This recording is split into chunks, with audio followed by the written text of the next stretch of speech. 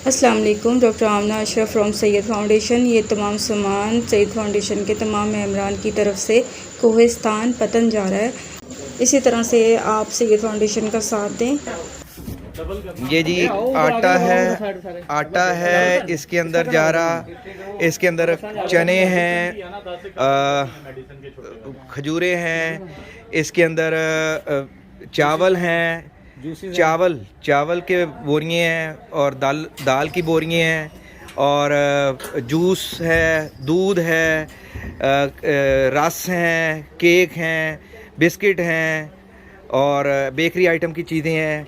फिर इसके अंदर ऑयल है, ऑयल बाकर खाने भी है, ऑयल है और मेडिसन है, पानी है, ये सारी चीज़ें जा रही हैं जी। आप सबके ताउन का बहुत बहुत शुक्रिया। और इसके साथ हमारा मंथली जो राशन का सिस्टम चलता है उसमें भी हमारे इसी तरह से ताउन करते रहें। जज़ाकल्लाह।